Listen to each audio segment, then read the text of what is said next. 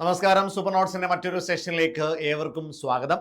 നമ്മൾ ഇന്നൊരു പുതിയ സീരീസ് സ്റ്റാർട്ട് ചെയ്യാണ്. CPO, WCPO, CEO, ഫയർമാൻ തുടങ്ങിയ ഫോഴ്സ് ലെവൽ പരീക്ഷകൾ നോക്കുന്നവരാണ് നിങ്ങളെങ്കിൽ നിങ്ങൾക്ക് ഒരുപാട് ഉപകാരപ്പെടാൻ പോകുന്ന ഒരു റാങ്ക് ബൂസ്റ്റർ ഹാൻഡ് റിട്ടേൺ ഫാക്ട്സിന്റെ ഒരു സീരീസ് നമ്മൾ സ്റ്റാർട്ട് ചെയ്യാണ്. ഇടയ്ക്കിടയ്ക്ക് എന്നെ കൊണ്ട് പറ്റുന്ന സമയങ്ങളിലൊക്കെ, എനിക്ക് സമയം കിട്ടുന്ന സമയങ്ങളിലൊക്കെ ഞാനിരുന്ന് എഴുതി തയ്യാറാക്കുന്ന ഫാക്റ്റുകളാണ്. അതിനാദ്യത്തെ പാർട്ടാണ് ഞാൻ ഇന്ന് ചെയ്യാനായിട്ട് പോകുന്നത്. ഇതൊരു റിവിഷൻ രീതിയിൽ നിങ്ങൾ കാണണം. കാരണം നിങ്ങൾക്ക് റിവിഷൻ ചെയ്യാനായിട്ട് ഏറ്റവും ഉപകാരപ്പെടുന്ന ഒരു സീരീസ് ആയിരിക്കും ഇത്. അപ്പോൾ നിങ്ങൾ പരമാവധി കാണുക, ഈ ചാനൽ സബ്സ്ക്രൈബ് ചെയ്യുക, നിങ്ങളുടെ സുഹൃത്തുക്കളിലേക്ക് കൂടി ഈ പരീക്ഷയ്ക്ക് വേണ്ടി ഇത് മാത്രമല്ല, CPO ആയിക്കോട്ടെ, ഫോഴ്സ് പരീക്ഷകളായിക്കോട്ടെ, 10th level, 7th level, degree level ആയിക്കോട്ടെ, അവർക്കെല്ലാം ഉപകാരപ്പെടാൻ പോകുന്ന ഒരു പ്രധാനപ്പെട്ട റിവിഷൻ സീരീസ് ആണ് നമ്മൾ ഇന്ന് സ്റ്റാർട്ട് ചെയ്യുന്നത്. അപ്പോൾ എല്ലാവരെയും ഒരിക്കൽ കൂടി സ്വാഗതം ചെയ്യുന്നു. നിങ്ങൾ എല്ലാവരും ഈ റിവിഷൻ സീരീസിന്റെ ഭാഗമാകണം. ഞാൻ ഈ റിവിഷൻ സീരീസ് ഞാനിവിടെ ചെയ്യുമ്പോൾ ഇതേപോലെ തന്നെ 150ഓളം പ്രധാനപ്പെട്ട ടോപ്പിക്കുകൾ, പരീക്ഷയ്ക്ക് റിപ്പീറ്റ് ചെയ്യുന്ന ടോപ്പിക്കുകൾ ഞാനിപ്പോൾ ചെയ്തുകൊണ്ടിരിക്കുകയാണ്. ആ ടോപ്പിക്കുകൾ നമ്മുടെ ഗോൾഡ് ലെവൽ, ഫോഴ്സ് ലെവൽ ബാച്ചിലേക്ക് വേണ്ടിയിട്ടാണ് ചെയ്യുന്നത്. 150ഓളം ടോപ്പിക്കുകൾ, റാങ്ക് മേക്കിംഗ് ആയിട്ടുള്ള 150ഓളം ടോപ്പിക്കുകൾ കഴിഞ്ഞ പരീക്ഷകളിൽ നിന്ന് ഐഡന്റിഫൈ ചെയ്ത് അത് കുത്തിയിരുന്ന് ഇതേപോലെ എഴുതി, ആ എഴുതിയ ടോപ്പിക്കുകളിലൂടെ നിങ്ങളെ എന്ത് ചെയ്യാം, ഹാൻഡ് റിട്ടേൺ നോട്ട്സിലൂടെ, അധികം PSC കാര്യങ്ങളൊന്നും ഈ ഒരു സംഗതി, ഹാൻഡ് റിട്ടേൺ സംഗതി കൊണ്ടുവന്നിട്ടില്ല. അപ്പൊ നമ്മൾ ആദ്യമായിട്ട് ഇൻട്രൊഡ്യൂസ് ചെയ്യാണ് ഹാൻഡ് റിട്ടേൺ ഫാക്ട്സ്. ഇത് നിങ്ങളിലേക്ക് എത്തിക്കാൻ വേണ്ടി നമ്മുടെ ഫോഴ്സ് ലെവൽ ഗോൾഡ് ബാച്ചിൽ അത് ഒരുങ്ങിക്കൊണ്ടിരിക്കുകയാണ്. 22-ാം തീയതി ബാച്ച് സ്റ്റാർട്ട് ചെയ്യാൻ ആരെങ്കിലും ബാച്ചിൽ ജോയിൻ ചെയ്യാനായിട്ടുണ്ട് എങ്കിൽ എത്രയും പെട്ടെന്ന് ബാച്ചിൽ ജോയിൻ ചെയ്തോ. ഈ കാണുന്ന നമ്പറിൽ വിളിച്ചാൽ മതി. ബാച്ചിൽ ജോയിൻ ചെയ്യാനുള്ള ഡീറ്റെയിൽസ് ഒക്കെ അവർ കൃത്യമായിട്ട് പറഞ്ഞു തരും. അപ്പൊ നമുക്ക് ഈ സെഷനിലേക്ക് പോവാം. ആരും എന്ത് ചെയ്യരുത്, നിരാശരായി പോകരുത്. പലരും എന്ത് ചെയ്യുന്ന ഒരു അവസ്ഥയിലാണ്, നിങ്ങളിപ്പോൾ പഠിച്ചു പോകുന്നു, എനിക്കൊന്നും മനസ്സിലാക്കാൻ പറ്റുന്നില്ല, റിവിഷൻ ചെയ്യാൻ പറ്റുന്നില്ല എന്നൊക്കെയുള്ള ആശങ്ക ഉണ്ടെങ്കിൽ അതൊക്കെ ഒരു മൂലക്കോട്ട് മാറ്റി വെച്ചോ. പഠിച്ചുകൊണ്ടിരിക്കുന്ന എല്ലാവർക്കും നിങ്ങളെ പോലെ ഈ ആശങ്കകൾ ഉണ്ടായിരിക്കും. നിങ്ങൾ ഒറ്റ കാര്യം മാത്രം ചിന്തിച്ചാൽ മതി, മക്കളെ, നിങ്ങളുടെ ജീവിതത്തിൽ നിങ്ങൾ ഇറങ്ങിത്തിരിച്ചത് ഒരു സർക്കാർ ജോലി നേടാനാണ് എങ്കിൽ, നിങ്ങളൊരു CPO, WCPO, CEO, ഫയർമാനോ ഒക്കെ ആവാനാണ് എങ്കിൽ, നിങ്ങളൊരു കാക്കി അണിയാനാണ് എങ്കിൽ അതിന് സ്വപ്നമായി വെക്കേണ്ടതല്ല, രാത്രി കിടന്നുറങ്ങുമ്പോൾ കാണേണ്ട സ്വപ്നമല്ല. നിങ്ങളുടെ ഉറക്കം കളയുന്ന തീക്ഷ്ണതയായിട്ട് മാറാൻ, നിങ്ങളുടെ ഉറക്കം കളയുന്ന ഒരു കാര്യമായിട്ട് മാറാനായിട്ട് നമുക്ക് ഈ ഒരു സീരീസിനെ ഉപയോഗിക്കാം. നമ്മൾ റിവിഷനാണ് ചെയ്യുന്നത്. ഒരുപാട് ഫാക്റ്റുകൾ, ഒരുപാട് പുതിയ പോയിന്റുകൾ നമുക്ക് ഇവിടെ പഠിക്കണം. അപ്പൊ എല്ലാവരെയും സ്വാഗതം ചെയ്യുന്നു. കത്തിയടിച്ച് ഒരുപാട് സമയം കളയുന്നില്ല, നമുക്ക് നേരെ നമ്മുടെ സീരീസിലേക്ക്, സെഷനിലേക്ക് പോകാം. നമ്മുടെ ആദ്യത്തെ ടോപ്പിക്, മക്കളെ, ആദ്യത്തെ ടോപ്പിക് ഇതാണ്. നിങ്ങളുടെ വിലയേറിയ അഭിപ്രായങ്ങൾ, തീർച്ചയായിട്ടും ഇത് എത്രത്തോളം നിങ്ങൾക്ക് ഉപകാരപ്പെടുന്നുണ്ട്, നിങ്ങളുടെ കൂട്ടുകാരിലേക്ക് എത്തിക്കാൻ പറ്റുന്നുണ്ടോ, എന്തെങ്കിലും മാറ്റങ്ങൾ വരുത്തണോ, നിങ്ങളുടെ അഭിപ്രായങ്ങൾ തീർച്ചയായിട്ടും കമന്റ് ആയിട്ട് ഇടുക. ആ അഭിപ്രായങ്ങളാണ് എനിക്ക് മുന്നോട്ട് വീണ്ടും ഇതേപോലെയുള്ള കാര്യങ്ങൾ ചെയ്യാനായിട്ടുള്ള പ്രേരണ. അപ്പൊ നിങ്ങളുടെ അഭിപ്രായങ്ങൾ തീർച്ചയായിട്ടും കമന്റുകളായിട്ട് രേഖപ്പെടുത്തണമെന്ന് അപേക്ഷിക്കുകയാണ്. അപ്പൊ നമ്മുടെ ആദ്യത്തെ ടോപ്പിക്ക് ആസൂത്രണ കമ്മീഷനും പഞ്ചവത്സര പദ്ധതികളുമാണ്. ഒരുപാട് റിപ്പീറ്റ് ചെയ്ത ടോപ്പിക്കാണ്. പല പരീക്ഷകൾക്കും ഒഴിച്ചുകൂടാനാവാത്ത എക്കണോമിക്സിൽ നിന്നുള്ള ടോപ്പിക്കാണ്. ഞാൻ എക്കണോമിക്സ് മാത്രമല്ല മറ്റു പല ടോപ്പിക്കുകളും കൈകാര്യം ചെയ്യുന്നുണ്ട്, അതായത് ഈ സീരീസിൽ ഞാൻ ഉൾപ്പെടുത്തുന്നുണ്ട്. അതിലാദ്യം എൻ്റെ ഫേവറേറ്റ് ആയിട്ടുള്ള എക്കണോമിക്സ് തന്നെ ഞാൻ ഉൾപ്പെടുത്തിയെന്ന് മാത്രമേ ഉള്ളൂ. ആസൂത്രണ കമ്മീഷനും പഞ്ചവത്സര പദ്ധതികളും സ്ഥിരമായിട്ട് പരീക്ഷകൾക്ക് വരുന്ന ചോദ്യങ്ങൾ നമുക്കൊന്ന് പരിശോധിക്കാം. ആദ്യത്തെ ചോദ്യം, മക്കളെ നോക്കിയേ, ആസൂത്രണ കമ്മീഷന്റെ സാമ്പത്തിക ആസൂത്രണം എന്ന ആശയം കടമെടുത്തത് എവിടെ നിന്നാണ്? എത്രയോ പരീക്ഷകൾക്ക് വന്ന ചോദ്യമാണ്, മക്കളെ പഠിച്ചു വെച്ചോടാ. USSRൽ നിന്നാണ്. 1920 ജോസഫ് സ്റ്റാലിൻ എന്ന് പറയുന്ന USSRന്റെ അന്നത്തെ പ്രധാനപ്പെട്ട ഭരണാധികാരി കൊണ്ടുവന്ന സമ്പ്രദായമാണ് എന്ത്, സാമ്പത്തിക ആസൂത്രണം എന്ന് പറയുന്നത്. ലോകത്ത് മുഴുവനായിട്ട് സാമ്പത്തിക ആസൂത്രണം ഇൻട്രൊഡ്യൂസ് ചെയ്യുന്നത് ജോസഫ് സ്റ്റാലിൻ USSRലൂടെയാണ്. 1920 മറ്റൊരു പോയിന്റ് നോക്കിയടാ, ലോകത്താദ്യമായി പഞ്ചവത്സര പദ്ധതി അവതരിപ്പിച്ചത് ആരാണ്? ലോകത്താദ്യമായിട്ട് ഞാൻ പറഞ്ഞല്ലോ, പഞ്ചവത്സര പദ്ധതികളുമായി ബന്ധപ്പെട്ട സാമ്പത്തിക ആസൂത്രണം എന്ന് പറയുന്ന വിഷയം ആദ്യമായി ഇൻട്രൊഡ്യൂസ് ചെയ്യുന്നത് ജോസഫ് സ്റ്റാലിനാണ്. USSRന്റെ ഭരണാധികാരിയാണ്. ക്ലിയർ അല്ലടാ? നമ്മൾ വേൾഡ് ഹിസ്റ്ററിയിൽ റഷ്യൻ റവല്യൂഷനുമായി ബന്ധപ്പെട്ട കാര്യങ്ങൾ പഠിക്കുമ്പോൾ USSRന്റെ ചരിത്രമൊക്കെ വളരെ ഡീറ്റെയിൽഡ് ആയിട്ട് പഠിക്കുന്നുണ്ട് അല്ലേ? USSR പിന്നീട് റഷ്യയായി മാറിയതും, ആദ്യം റഷ്യ USSR ആയി പിന്നെ റഷ്യ ആയിട്ട് മാറിയ കഥയും ഒക്കെ നമ്മൾ കൃത്യമായിട്ട് പഠിക്കുന്നതാണ്. ഇനിയും ഈ പറയുന്ന ആസൂത്രണ കമ്മീഷനും പഞ്ചവത്സര പദ്ധതികളും ഒക്കെ ഇന്ത്യയിലേക്ക് വരാൻ കാരണമായത് ആരാണ്? വളരെ നല്ലൊരു ചോദ്യമല്ലടാ, നല്ല ചോദ്യമാണ്, എത്രയോ തവണ ചോദിച്ച ചോദ്യമാണ്. ഇന്ത്യയിൽ പഞ്ചവത്സര പദ്ധതി നടപ്പാക്കാൻ കാരണം അത് ജവഹർലാൽ നെഹ്റു ആണ്. ക്ലിയർ അല്ലേ? ജവഹർലാൽ നെഹ്റു ആണ് മക്കളെ ഇന്ത്യയിൽ പഞ്ചവത്സര പദ്ധതി നടപ്പാക്കാൻ കാരണക്കാരൻ. അപ്പൊ ഇന്ത്യയിലേക്ക് പഞ്ചവത്സര പദ്ധതികൾ കൊണ്ടുവന്നത് ഇന്ത്യയുടെ ആദ്യത്തെ പ്രധാനമന്ത്രി എന്നറിയപ്പെടുന്ന, പറഞ്ഞേടാ, ഇന്ത്യയുടെ ആദ്യത്തെ പ്രധാനമന്ത്രി എന്നറിയപ്പെടുന്ന ജവഹർലാൽ നെഹ്റു ആണ്. പഠിച്ചു വെച്ചോണേ, ഇന്ത്യയുടെ ആദ്യത്തെ പ്രധാനമന്ത്രി ജവഹർലാൽ നെഹ്റു. ആദ്യം ഇന്ത്യയിലെ പഞ്ചവത്സര പദ്ധതികൾ കൊണ്ടുവന്നത്, സാമ്പത്തിക ആസൂത്രണം കൊണ്ടുവന്നത്, ആസൂത്രണ കമ്മീഷനെ കൊണ്ടുവന്നത് ആരാണ്? അത് നമ്മുടെ സ്വന്തം ജവഹർലാൽ നെഹ്റു ആണ്. ആസൂത്രണ കമ്മീഷൻ എന്നാണ് മക്കളെ രൂപീകരിച്ചത്? 1950 മാർച്ച് 15-നാണ്. നല്ല ചോദ്യമല്ലേ? എത്രയോ തവണ ചോദിച്ച ചോദ്യമാ, സ്റ്റേറ്റ്മെന്റ് ആയിട്ട് കയറി വരുന്ന ചോദ്യമാ. ആസൂത്രണ കമ്മീഷൻ നിലവിൽ വന്നത് എന്നാണ്? 1950 മാർച്ച് മാസം 15-നാണ്. 1950 മാർച്ച് മാസം 15-ന് ഇന്ത്യയിൽ ആസൂത്രണ കമ്മീഷൻ നിലവിൽ വരുമ്പോൾ ഇന്ത്യയുടെ ആസൂത്രണ കമ്മീഷന്റെ പ്രഥമ ചെയർമാൻ ആയത് ആരാണ്? അന്നത്തെ ഇന്ത്യൻ പ്രധാനമന്ത്രിയായിരുന്ന ജവഹർലാൽ നെഹ്റു തന്നെയാണ്. അപ്പൊ അവിടെ നല്ലൊരു ചോദ്യം കിടക്കുകയാണ്, ആരാണ് ആസൂത്രണ കമ്മീഷന്റെ ചെയർമാൻ ആകുന്നത്? ചോദിച്ചാൽ നിങ്ങൾ എന്ത് ഉത്തരം പറയണം മക്കളെ? നിസ്സംശയം ഉത്തരം പറഞ്ഞോടാ, അത് ഇന്ത്യയുടെ പ്രധാനമന്ത്രിയാണ്. ക്ലിയർ അല്ലേടാ? ഇന്ത്യയുടെ പ്രധാനമന്ത്രിയാണ് ആസൂത്രണ കമ്മീഷന്റെ അധ്യക്ഷനായിട്ട് വരിക. അപ്പൊ ആസൂത്രണ കമ്മീഷൻ നിലവിൽ വന്നത് പഠിച്ചല്ലോ. 1950 മാർച്ച് മാസം 15-നാണ്. ക്ലിയർ അല്ലേ?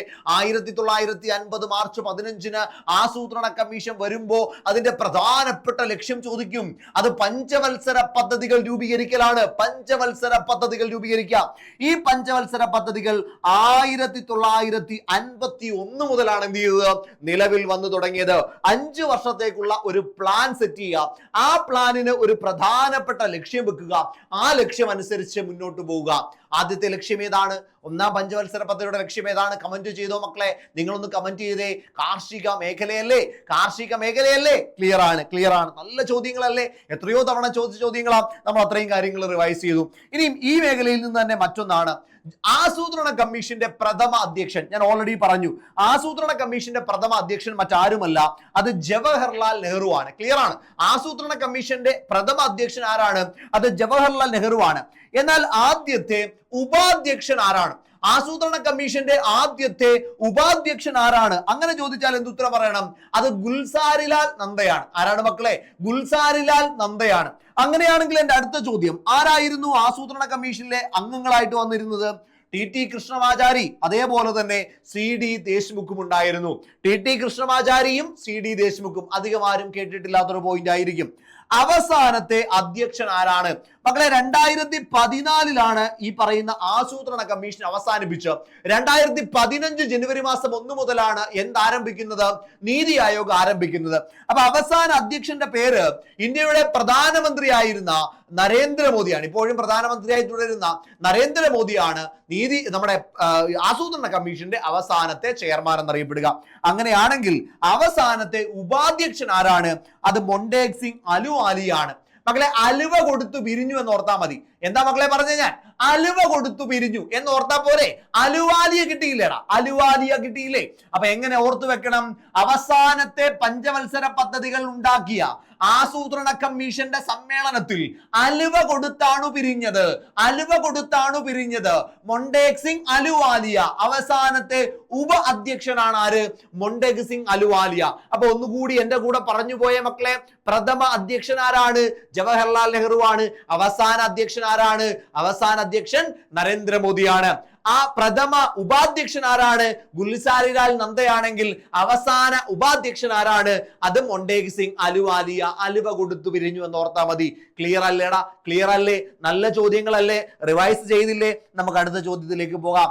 മക്കളെ, ഈ പഞ്ചവത്സര പദ്ധതികളുമായി ബന്ധപ്പെട്ട ചില പ്രധാനപ്പെട്ട വിശേഷണങ്ങളുണ്ട്. ആ വിശേഷണങ്ങൾ ഏതൊക്കെയാണ് എന്ന് ഓരോന്നും നമുക്കൊന്ന് പരിശോധിക്കാം. അപ്പൊ ഈ പഞ്ചവത്സര പദ്ധതികളും അതിന്റെ പ്രധാനപ്പെട്ട മോഡലുകളും അല്ലെ, പറഞ്ഞു കേട്ടിട്ടില്ലേ? ഒന്നാം പഞ്ചവത്സര പദ്ധതി അറിയപ്പെടുന്നത് ഏത് മോഡൽ എന്നാണ്? രണ്ടാം പഞ്ചവത്സര പദ്ധതി അറിയപ്പെടുന്നത് ഏത് മോഡൽ എന്നാണ്? 3 ഏതാണ്? അങ്ങനെ പലപ്പോഴും പരീക്ഷകൾക്ക് വന്നിട്ടുണ്ട്. അപ്പൊ നമുക്കൊന്ന് നോക്കിയാലോ. വളരെ പ്രധാനപ്പെട്ട ഒരു മാർഗാണ് കേട്ടോ, ഒരു മാർഗാണ്, പഠിച്ചു വെച്ചോണം കേട്ടോ. ഒന്നാം പഞ്ചവത്സര പദ്ധതി ഹരോൾഡ് ഡോമർ മോഡൽ എന്നറിയപ്പെടുന്നു. ശരിയാണോടാ? ഹരോൾഡ് ഡോമർ മോഡൽ എന്നറിയപ്പെടുന്ന പഞ്ചവത്സര പദ്ധതി ഏത് എന്ന് ചോദിച്ചാൽ ഒന്നാം പഞ്ചവത്സര പദ്ധതിയാണ്. PC മഹലനോബിസ് മോഡൽ എന്നറിയപ്പെടുന്ന പഞ്ചവത്സര പദ്ധതി ഏതാണ്? അത് രണ്ടാം പഞ്ചവത്സര പദ്ധതിയാണ്. ഒന്നാം പഞ്ചവത്സര പദ്ധതി ഹരോൾഡ് ഡോമർ മോഡൽ, രണ്ടാം പഞ്ചവത്സര പദ്ധതി PC മഹലനോബിസ് മോഡൽ. മൂന്നാം പഞ്ചവത്സര പദ്ധതിയുടെ സമയത്താണ് ഗാഡ്ഗിൽ യോജനയുള്ളത്. ക്ലിയർ അല്ലടാ? പഠിച്ചു വെച്ച ഒരു കൺഫ്യൂഷൻ ഒഴിവാക്കാൻ പോവാണേ. ഗാഡ്ഗിൽ യോജനയുള്ളത് മൂന്നാം പഞ്ചവത്സര പദ്ധതി സമയത്താണ് എങ്കിൽ ഗാഡ്ഗിൽ മോഡൽ എന്നറിയപ്പെടുന്ന പഞ്ചവത്സര പദ്ധതി ചോദിച്ചാൽ 4 ആണ്. പക്ഷെ പലപ്പോഴും PSC ഈ 4 3 മാറ്റി തരാറുണ്ട് കേട്ടോ. 4 3 മാറ്റി തരാറുണ്ട്. രണ്ടും കൂടെ ഉണ്ടെങ്കിൽ കർത്താവെ ദൈവത്തിനെ സ്തുതിച്ചുകൊണ്ട് ഒരെണ്ണത്തിന് അങ്ങ് എടുത്തോണം. ഇനി അല്ല ഒന്നേ ഉള്ളെങ്കിൽ 3 അല്ലെങ്കിൽ 4 അങ്ങനെ വരാൻ സാധ്യതയുള്ളൂ. അപ്പം മൂന്നാം പഞ്ചവത്സര പദ്ധതി സമയത്താണ് ഗാഡ്ഗിൽ യോജന എങ്കിലും നാലാം പഞ്ചവത്സര പദ്ധതി എന്തെന്നറിയപ്പെടുന്നുണ്ട്? ഗാഡ്ഗിൽ മോഡൽ എന്നറിയപ്പെടുന്നുണ്ട്. കൺഫ്യൂഷൻ അങ്ങ് ഒഴിവായി എന്ന് വിശ്വസിക്കുന്നു. അഞ്ചാം പഞ്ചവത്സര പദ്ധതി അതിന്റെ ആമുഖം കരട് തയ്യാറാക്കിയത് ആര് എന്ന് ചോദിച്ചാൽ അത് DP ദർ ആണ്. ക്ലിയർ അല്ലേ? DP ദർ ആണ് അഞ്ചാം പഞ്ചവത്സര പദ്ധതിയുടെ കരട് തയ്യാറാക്കിയത്. ഇനി അടുത്ത് നോക്കിയേ, എട്ടാം പഞ്ചവത്സര പദ്ധതി മൻമോഹൻ മോഡൽ എന്നറിയപ്പെടുന്ന, അല്ലെ നരസിംഹറാവുവിന്റെയും PV നരസിംഹറാവുവിന്റെയും മൻമോഹന്റെയും പേരിൽ അറിയപ്പെടുന്ന പഞ്ചവത്സര പദ്ധതിയാണ് എട്ടാം പഞ്ചവത്സര പദ്ധതി. മൻമോഹൻ മോഡൽ എന്നറിയപ്പെടുന്നത് എട്ടാം പഞ്ചവത്സര പദ്ധതിയാണെങ്കിൽ ഒൻപതാം പഞ്ചവത്സര പദ്ധതിയാണ് ജനകീയ പദ്ധതി എന്നറിയപ്പെടുക. മക്കളെ, ജനകീയ പദ്ധതി, പീപ്പിൾസ് പ്ലാൻ എന്നൊക്കെ അറിയപ്പെടുന്ന പഞ്ചവത്സര പദ്ധതി ഏതെന്ന് ചോദിച്ചാൽ അത് ഒൻപതാം പഞ്ചവത്സര പദ്ധതിയാണ്. അങ്ങനെയാണെങ്കിൽ കേരള മോഡൽ എന്നറിയപ്പെടുന്ന പഞ്ചവത്സര പദ്ധതി ഏതാണ്? കേരള മോഡൽ എന്നറിയപ്പെടുന്നത് 10ാം പഞ്ചവത്സര പദ്ധതി. മക്കളെ പറഞ്ഞേ, എന്റെ കൂടെ പറഞ്ഞേ. ഒന്നാം പഞ്ചവത്സര പദ്ധതി ഹരോൾഡ് ഡോമർ, രണ്ടാം പഞ്ചവത്സര പദ്ധതി PC മഹലനോബിസ്, മൂന്നാം പഞ്ചവത്സര പദ്ധതി സമയത്ത് ഗാഡ്ഗിൽ യോജന, ഗാഡ്ഗിൽ മോഡൽ എന്നറിയപ്പെടുന്ന 4ാം പഞ്ചവത്സര പദ്ധതി, 5ാം പഞ്ചവത്സര പദ്ധതി DP ദർ ആണ് അതിന്റെ കരട് രൂപം, 8ാം പഞ്ചവത്സര പദ്ധതി ആണെങ്കിൽ മൻമോഹൻ മോഡൽ, 9ാം പഞ്ചവത്സര പദ്ധതി ആണെങ്കിൽ ജനകീയ പദ്ധതി, 10ാം പഞ്ചവത്സര പദ്ധതി ആണെങ്കിൽ ഏതാ മക്കളെ? കേരള മോഡൽ എന്നറിയപ്പെടുന്ന പഞ്ചവത്സര പദ്ധതി. ക്ലിയർ അല്ലേ? ക്ലിയർ അല്ലേ? ഇതേപോലെ നമ്മൾ എന്ത് ചെയ്യും? നമ്മുടെ ഗോൾഡ് ബാച്ചിൽ പഠിക്കും കേട്ടോ. ഗോൾഡ് ബാച്ചിൽ ഇതേപോലെ ചെറിയ ചെറിയ ചെറിയ പരീക്ഷകൾക്ക് വരാനുള്ള കണ്ടന്റുകൾ ഏതാണ്ട് 150ഓളം ടോപ്പിക്കുകൾ നിരത്തി പിടിച്ച് നമ്മൾ പഠിക്കും. അതൊക്കെ നമ്മൾ റിവൈസ് ചെയ്യും. അടിപൊളിയായിട്ട് നമ്മൾ എന്ത് ചെയ്യും? റാങ്ക് ലിസ്റ്റ് കയറും. മക്കളെ, നല്ല റാങ്ക് നിങ്ങൾക്ക് വേണമെന്നുണ്ടെങ്കിൽ ഈ നമ്പറിലേക്ക് വിളിച്ചോ, ഗോൾഡ് ബാച്ചിനെ പറ്റി ചോദിച്ചോ. ഞാൻ ഇതേപോലെ ഈ എനർജിയിലായിരിക്കും നിങ്ങൾക്ക് അവിടെ ക്ലാസ്സുകളൊക്കെ കിട്ടുക കേട്ടോ. ശരി, നമുക്ക് അടുത്ത ടോപ്പിക്കിലേക്ക് പോകാം. ബജറ്റ് അവതരണവുമായി ബന്ധപ്പെട്ട ടോപ്പിക്ക്. എന്താ മക്കളെ? ബജറ്റ് അവതരണവുമായി ബന്ധപ്പെട്ട ടോപ്പിക്ക്. നോക്കിയടാ, ഇന്ത്യയിൽ ബജറ്റ് നടപ്പാക്കിയ ബ്രിട്ടീഷ് ഭരണാധികാരി ആരാണ്?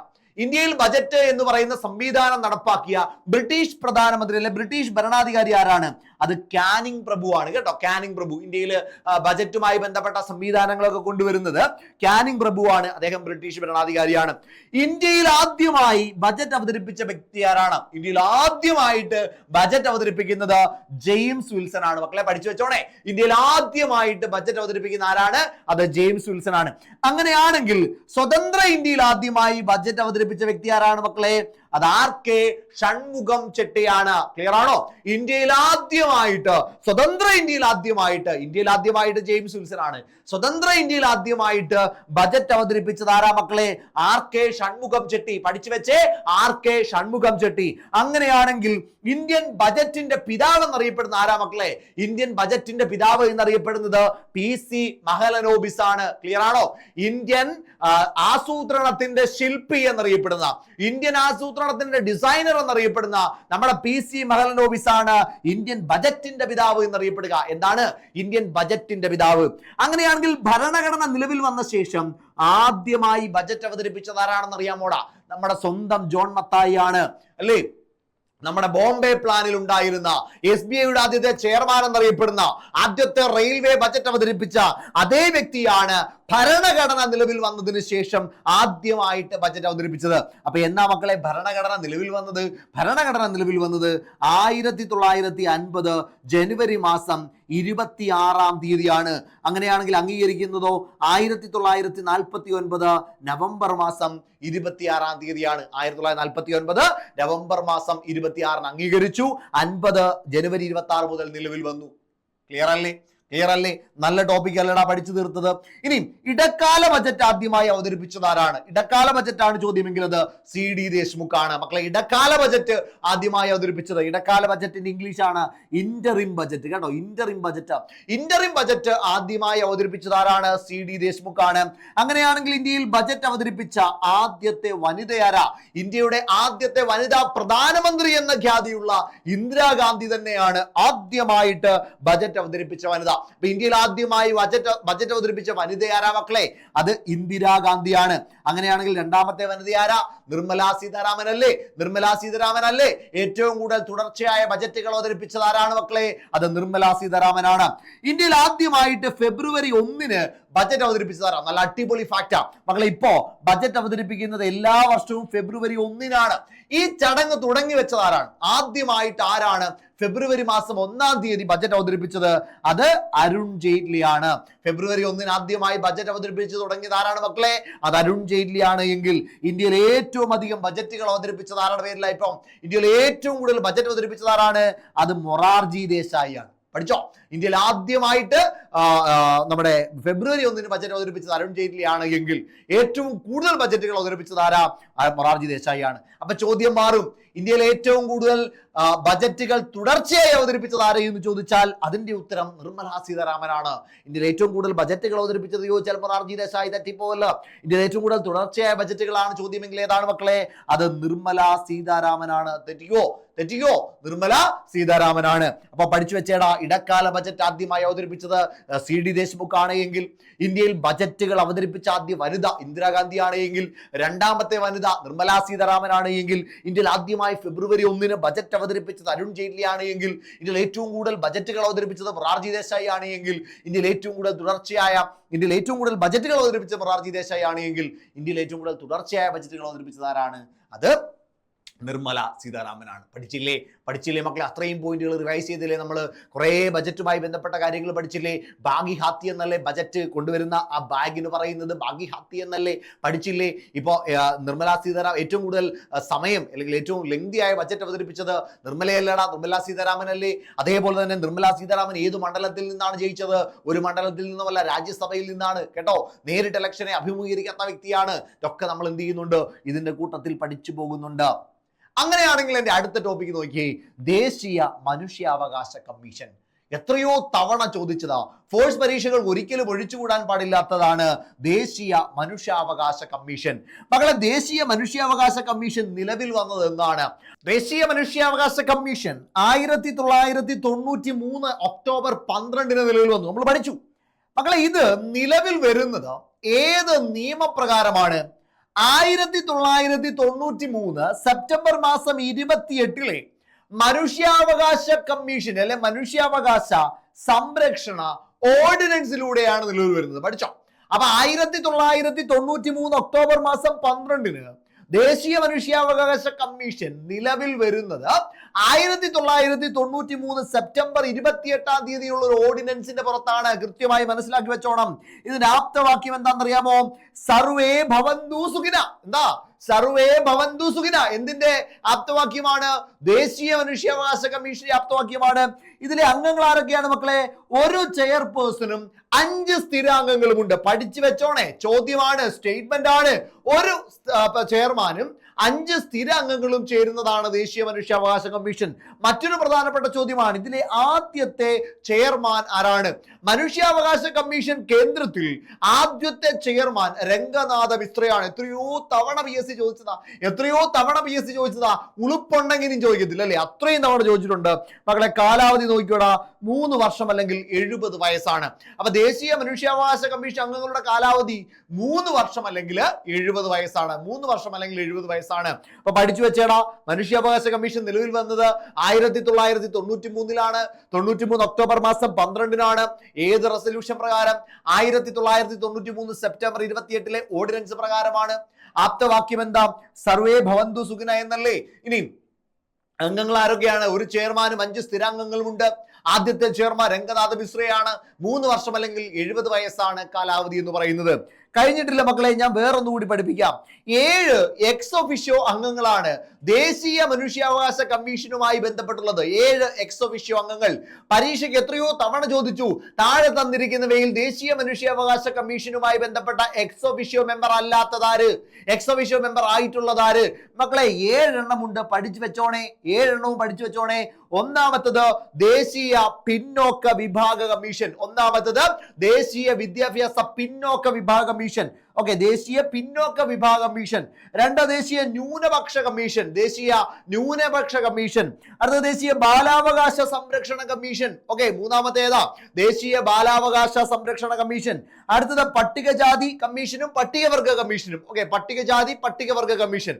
അപ്പൊ ഒന്ന് നോക്കിയടാ, പിന്നോക്ക വിഭാഗം, ന്യൂനപക്ഷ വിഭാഗം, ബാലാവകാശ സംരക്ഷണം, പട്ടികജാതി, പട്ടികവർഗം, കഴിഞ്ഞിട്ടില്ല വനിതാ ഭിന്നശേഷി കമ്മീഷൻ, ചീഫ് കമ്മീഷണർ. ഓക്കെ, ദേശീയ ഭിന്നശേഷി കമ്മീഷന്റെ ആരാണ്? അത് ചീഫ് കമ്മീഷണർ ആണ്. വനിതാ കമ്മീഷൻ ഉണ്ട്. അപ്പൊ ഇതിന്റെയൊക്കെ ചെയർമാൻമാർ എവിടെ വരുന്നുണ്ട്? എക്സ് ഒഫിഷ്യോ മെമ്പേഴ്സ് ആണ്. പഠിച്ചു വെച്ചോടാ, ഒന്നുകൂടെ പറഞ്ഞുതരാം. പിന്നോക്ക, ന്യൂനപക്ഷ, ബാലാവകാശ സംരക്ഷണ, പട്ടികജാതി, പട്ടികവർഗ, വനിത, ഭിന്നശേഷി. ഇവിടെ എന്തില്ല? യുവജന ഇല്ല, യുവജന കമ്മീഷൻ ഇല്ല. പഠിച്ചു വെച്ചോണേ, യുവജന കമ്മീഷൻ എന്ന് പറയുന്ന ഒരു കമ്മീഷൻ ഇല്ല. അത് തെറ്റിപ്പോവല്ലോ, പലപ്പോഴും തെറ്റിപ്പോകുന്നതാണ്. അതില്ല എന്നുള്ള കാര്യം കൂടി എന്ത് ചെയ്തേക്കുക, ഒന്ന് മനസ്സിലാക്കി വെച്ചേക്കാം. ഇനി നമ്മൾ പഠിക്കാൻ പോകുന്നത് ആർട്ടിക്കിൾ 32 എന്ന് പറയുന്ന ഒരു അടിപൊളി ടോപ്പിക് അല്ലേ? എത്രയോ തവണ ചോദിച്ച ടോപ്പിക്കാണ് ആർട്ടിക്കിൾ 32. വളരെ പ്രധാനപ്പെട്ട ടോപ്പിക്കാ, പഠിച്ചു വെച്ചേടാ. ഭരണഘടനയുടെ ഹൃദയവും ആത്മാവും എന്ന് ആർട്ടിക്കിൾ 32 വിശേഷിപ്പിച്ചത് ആരാണ്? ചോദ്യമല്ലേ. ആർട്ടിക്കിൾ 32 ഭരണഘടനയുടെ ഹൃദയവും ആത്മാവും എന്ന് വിശേഷിപ്പിച്ചത് ആരാണ്? അത് BR അംബേദ്കർ ആണ്. ഭരണഘടനയുടെ ശില്പി എന്നറിയപ്പെടുന്നത് BR അംബേദ്കർ അല്ലേടി. അതേപോലെ തന്നെ ഡ്രാഫ്റ്റിംഗ് കമ്മിറ്റി, ഭരണഘടനാ നിർമ്മാണ സഭയിലെ ഏറ്റവും പ്രധാനപ്പെട്ട കമ്മിറ്റിയായ ഡ്രാഫ്റ്റിംഗ് കമ്മിറ്റിയുടെ ചെയർമാൻ ആരാണ്? അതും BR അംബേദ്കർ തന്നെയാണ്. അവിടെ ഒരു കാര്യം സെപ്പറേറ്റ് ആയിട്ടൊന്ന് പഠിച്ചു വെച്ചോണേ. ഭരണഘടനാ നിർമ്മാണ സഭയിലെ ഏറ്റവും വലിയ കമ്മിറ്റി ഏതാണെന്ന് ചോദിച്ചാൽ പ്രധാനപ്പെട്ട 8 മേജർ കമ്മിറ്റികളുണ്ട്. അതിൽ ഏറ്റവും വലിയ കമ്മിറ്റി ഏതാണെന്ന് ചോദിച്ചാൽ അതിന്റെ ഉത്തരം ഏതാണ് മക്കളെ? അതിന്റെ ഉത്തരം ഏതാണ്? അത് മക്കളെ നമ്മുടെ എന്താണ്, യൂണിയൻ കമ്മിറ്റിയാണ്.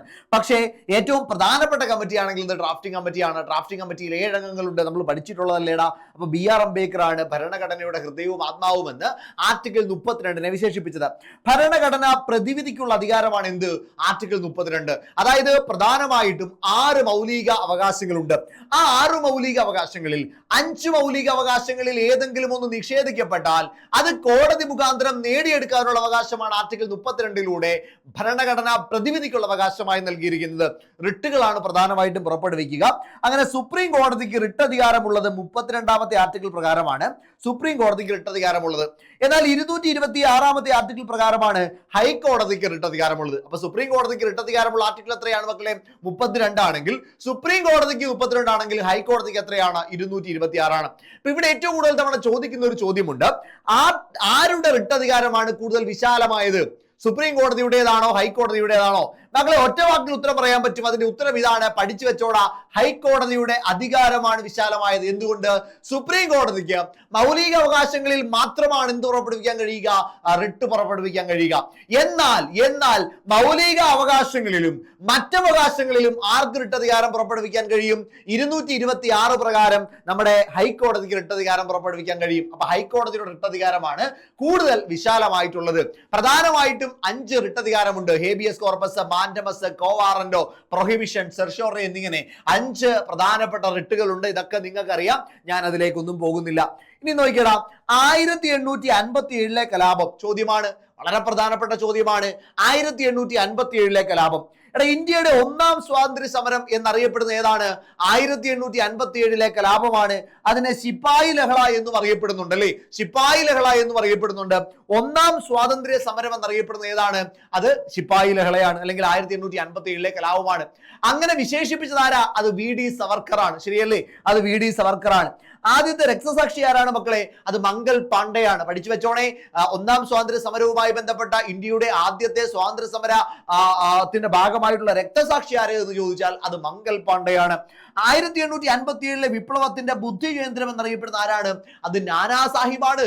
നാനാ സാഹിബാണ് എന്നറിയപ്പെടുന്നത് വിപ്ലവത്തിന്റെ പ്രധാനപ്പെട്ട ബുദ്ധി കേന്ദ്രം ആര് എന്ന് ചോദിച്ചാൽ അത് നാനാ സാഹിബാണെങ്കിൽ ബ്രിട്ടീഷ് സൈനിക തലവൻ ആരായിരുന്നു? 1857 കലാപം നടക്കുന്ന സമയത്ത് ബ്രിട്ടീഷിന്റെ പ്രധാനപ്പെട്ട സൈനിക തലവൻ എന്നറിയപ്പെടുന്നത് കോളിൻ ക്യാമ്പൽ ആയിരുന്നു. പഠിച്ചു വെച്ചേ മക്കളെ, കോളിൻ ക്യാമ്പൽ എന്ന് പറയുന്ന വ്യക്തിയാണ് ബ്രിട്ടീഷുകാരുടെ സൈനിക തലവൻ എന്നറിയപ്പെടുക. എന്നാൽ ബ്രിട്ടീഷ് പ്രധാനമന്ത്രി ആര് എന്ന് ചോദിച്ചാൽ അത് പാമേഴ്സ്റ്റൺ ആയിരുന്നു. പഠിച്ചു വെച്ചോണേ, നല്ല ചോദ്യമാണ്, വളരെ പ്രധാനപ്പെട്ട ചോദ്യമാണ്. പാമേഴ്സ്റ്റൺ ആയിരുന്നുവെങ്കിൽ 1857 വിപ്ലവത്തിന്റെ പ്രവാചകൻ എന്നറിയപ്പെടുന്ന പോയിന്റ് നല്ല അടിപൊളി പോയിന്റ്, റാങ്ക് മേക്കിംഗ് പോയിന്റ്. 1857 കലാപത്തിന്റെ പ്രവാചകൻ എന്നറിയപ്പെടുന്ന ആര് എന്ന് ചോദിച്ചാൽ ആരാണ്? അസീമുള്ള ഖാനാണ്. ആരാണ്? അസീമുള്ള ഖാനാണ്. മക്കളെ പഠിച്ചു വെച്ചേടാ. 1857 കലാപം ഇന്ത്യയുടെ ഒന്നാം സ്വാതന്ത്ര്യ സമരം എന്ന് 1857 കലാപത്തെ വിശേഷിപ്പിച്ചത് VT സവർക്കറാണ് എങ്കിൽ ശിപ്പായിലുകളെ എന്നറിയപ്പെടുന്ന ഏതാണ്? അതും ഒന്നാം സ്വാതന്ത്ര്യ സമരം എന്നറിയപ്പെടുന്ന ഈ പറയുന്ന 1857 കലാപമാണ്. കലാപത്തിന്റെ ആദ്യ രക്തസാക്ഷി മംഗൽ പാണ്ഡെയാണെങ്കിൽ 1857 വിപ്ലവത്തിന്റെ ബുദ്ധി കേന്ദ്രം എന്നറിയപ്പെടുന്നത് നാനാ സാഹിബാണ്. അങ്ങനെയാണെങ്കിൽ കോളിൻ ക്യാമ്പൽ ആരാണ് മക്കളെ? ബ്രിട്ടീഷ് സൈനിക തലവനാണ് കോളിൻ ക്യാമ്പൽ. കഴിഞ്ഞിട്ടുള്ള പ്രധാനമന്ത്രി ആരായിരുന്നു ആ സമയത്ത്? പാമേഴ്സ്റ്റൺ ആയിരുന്നു. 1857 വിപ്ലവത്തിന്റെ പ്രവാചകൻ എന്നറിയപ്പെടുന്നത് അസീമുള്ള ഖാനാണ്. പഠിച്ചു വെച്ചോ, അസീമുള്ള ഖാനാണ്. നല്ല റിവിഷൻ അല്ലേ? അടിപൊളി റിവിഷൻ അല്ലേ? ഇതേപോലെയാണ് മക്കളെ നമ്മൾ CPOയുടെ ഗോൾഡ് ബാച്ചിലും പഠിക്കാൻ പോകുന്നത്. ആ എനർജിയിലാണ് നമ്മൾ പഠിക്കാൻ പോകുന്നത്. തീർച്ചയായിട്ടും നിങ്ങൾക്ക് എന്ത് ചെയ്യാം? ബാച്ചിലേക്ക് ജോയിൻ ചെയ്യാം. അടുത്തത് ഇലക്ഷൻ കമ്മീഷൻ ഓഫ് ഇന്ത്യ. നല്ല ടോപ്പിക്കാ, നല്ല അടിപൊളി ടോപ്പിക്കാ. എത്ര തവണ റിവിഷൻ കൊടുത്താലും നമുക്ക് നഷ്ടമില്ലാത്ത ടോപ്പിക്കാ. പഠിച്ചേ, ആസ്ഥാനം എവിടെയാണ്? ന്യൂഡൽഹിയിലെ നിർവാചൻ സദനാണ്. എവിടെയാണ് ആസ്ഥാനം? എവിടെയെന്ന് ചോദിച്ചാൽ നിർവാചൻ സദൻ ന്യൂഡൽഹിയിലാണ്. മുഖ്യ തെരഞ്ഞെടുപ്പ് കമ്മീഷണറും രണ്ട് കമ്മീഷണർമാരുമാണുള്ളത്. മുഖ്യ തെരഞ്ഞെടുപ്പ് കമ്മീഷണറും 2 കമ്മീഷണർമാരുമാണ് തെരഞ്ഞെടുപ്പ് കമ്മീഷനുള്ളത്. ദേശീയ സമ്മതിദാന ദിനം എന്നാണ്? ജനുവരി 25. എന്തുകൊണ്ടാ? 1950 ജനുവരി 25 എന്ന ആ ഒരു രീതിയിൽ ജനുവരി 25 ദേശീയ സമ്മതിദാന ദിനം എന്ന് അറിയപ്പെടുന്നുണ്ട്. ചീഫ് ഇലക്ഷൻ കമ്മീഷണറുടെ കാലാവധി 6 വർഷം അല്ലെങ്കിൽ 65 വയസ്സാണ്. 6 വർഷം അല്ലെങ്കിൽ 65 വയസ്സാണ്. സുപ്രീം കോടതി ജഡ്ജിന് തുല്യമായ സ്ഥാനവും വേതനവുമാണുള്ളത്. ഞാൻ ഈ പറയുന്ന ഒക്കെ സ്റ്റേറ്റ്മെന്റുകളിൽ എന്ത് ചെയ്യും? പോയിന്റുകളായിട്ട് കയറി വരും. അപ്പൊ നിങ്ങൾ ആലോചിക്കരുത്, അയ്യോ ഇതന്ന് പറഞ്ഞു തന്നതായിരുന്നല്ലോ എന്ന്. മക്കളെ, ആസ്ഥാനം ന്യൂഡൽഹിയിലെ നിർവാചൻ സദൻ. മുഖ്യ തെരഞ്ഞെടുപ്പ് കമ്മീഷണറും 2 തെരഞ്ഞെടുപ്പ് കമ്മീഷണർമാരുമുണ്ട്. ദേശീയ സമ്മതിദാന ദിനം ജനുവരി 25 ആണ്.